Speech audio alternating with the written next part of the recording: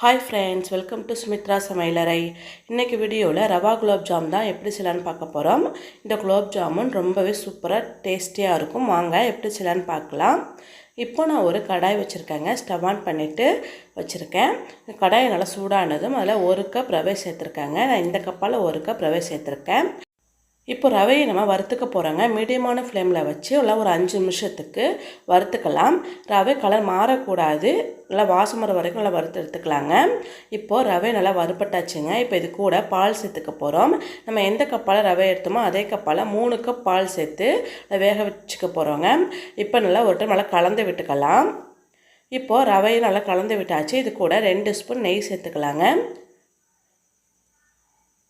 நெய் சேர்த்துட்டு நல்லா ஒரு டைம் நல்லா மிக்ஸ் பண்ணி விட்டுட்டு வேக விட்டுக்க போகிறோம். இப்போ நல்லா ஒரு டைம் நல்லா மிக்ஸ் பண்ணி விட்டுக்கலாம். இப்போ ஒரு 1/2 ஸ்பூன் அளவுக்கு சர்க்கரை சேர்த்துக்கலாம். சர்க்கரை சேர்க்கும் பொழுது குலோப் ஜாமுன்லாம் நமக்கு வெளியில் நல்லா கலராக வரும். அதுக்காக நம்ம 1/2 ஸ்பூன் அளவுக்கு சர்க்கரை சேர்த்துட்டு நல்லா கலந்து விட்டு நல்லா வேக விட்டுக்கலாங்க. இப்போ நல்லா பால்லாம் நல்லா திக்காயிடுச்சு பாருங்கள். பால்லாம் எதுவுமே இல்லை, நல்லா கெட்டியாக நல்லா வெந்து வந்துடுச்சு. இல்லை, நம்ம இந்த ஸ்டேஜில் நம்ம ஆஃப் பண்ணிவிட்டு ஆற வச்சுக்கலாம். இப்போ நம்ம பாகு வச்சுக்க போகிறோங்க. நம்ம வேற ஒரு கடாயில் நம்ம எந்த கப்பால் ரவை எடுத்தோமோ அதே கப்பால் 2 கப் சர்க்கரை சேர்த்துக்கலாம்.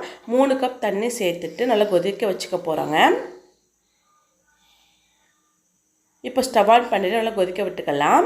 இப்போது நமக்கு சர்க்கரையெல்லாம் நல்லா கரைஞ்சி நல்லா கொதி வர ஆரம்பிச்சிருக்கு.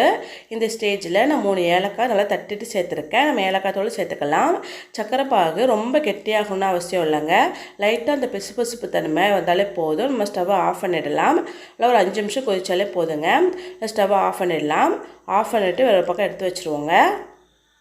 இப்போ நம்ம ஏற்கனவே ரவையெல்லாம் நான் பிசைஞ்சு வச்சுருக்கோம்ல, நல்லா ஆறிடுச்சு. நல்லா வெதுவெதுப்பான சூட்டில் இருக்கணும். இப்போ நல்லா பிசைஞ்சிக்கலாங்க. நல்லா சாஃப்டாக நல்லா பிசைஞ்சிக்கலாம்.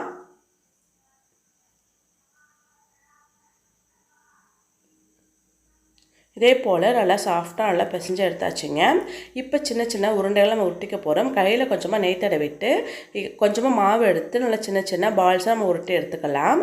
விரிசல் இல்லாமல் நல்லா உருட்டி எடுத்துக்கலாங்க. இந்த பாருங்கள், நல்லா விரிசல்லாம் இல்லாமல் நம்ம எல்லா மாவுமே உருட்டி எடுத்துக்கலாம். இப்போ எல்லா மாவுமே நம்ம நல்லா தேய்ச்சி உருட்டி எடுத்தாச்சுங்க. இப்போ நம்ம எண்ணெயில் போட்டு பொரித்து எடுக்க வேண்டியதுதான். இப்போ ஸ்டவ் ஆன் பண்ணிவிட்டு கடாயில் எண்ணெய் வச்சுருக்கேங்க. நான் பொரிப்பதற்கு தேவையான அளவு எண்ணெய் சேர்த்துட்டு நல்லா மீடியமான ஃப்ளேமில் வச்சு நம்ம பொரித்து எடுத்துக்கலாம். எண்ணெய் வந்து மிதமான சூட்டில் தாங்க இருக்கணும். இப்போ நம்ம அந்த உருட்டி வச்சுருக்கோம்ல, நம்ம ரவையை சேர்த்துக்கலாம்.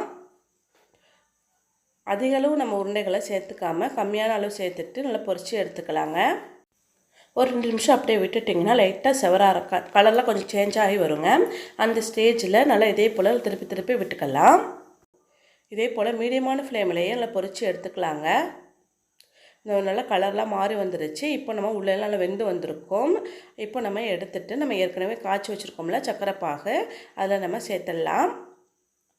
நம்ம சர்க்கரை பாகில் சேர்க்கும் பொழுது சர்க்கரை பாகு மிதமான சூட்டில் இருக்கணுங்க.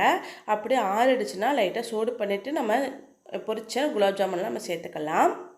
இப்போ நான் எல்லா ஜாமுனுமே நல்லா பொரித்து சர்க்கரை பாகில் சேர்த்தாச்சுங்க. இதை நல்லா ஓவர் நைட் நல்லா ஊற வச்சிடலாங்க. நைட்டில் செஞ்சதுனால ஓவர் நைட் ஊற வச்சு எடுத்துக்கிறேன். இல்லை ஒரு 5லேருந்து 6 மணி நேரம் நல்லா ஊற வச்சு நம்ம எடுத்துக்கலாம். பார்த்திங்கன்னா எனக்கு மறுநாள் காலையில் நல்லா ஊறி வந்துருச்சு. ரொம்பவே சாஃப்டான குலோப் ஜாமுன் ரெடி ஆகிடுச்சு பாருங்கள். ரொம்ப சிம்பிளாக நம்ம வீட்டில் உள்ள பொருளை வச்சு நம்ம ரெடி பண்ணிடலாம். டேஸ்ட் ரொம்ப சூப்பராக இருக்கும். நீங்களும் இதே போல் ட்ரை பண்ணி பாருங்கள். ட்ரை பண்ணி பார்த்துட்டு எப்படி இருந்துச்சுன்னு எனக்கு கமெண்ட்ஸில் சொல்லுங்கள். லைக் பண்ணி ஷேர் பண்ணுங்கள். இந்த வீடியோ பிடிச்சிருந்தா சப்ஸ்கிரைப் பண்ணி சப்போர்ட் பண்ணுங்கள். தேங்க்யூ.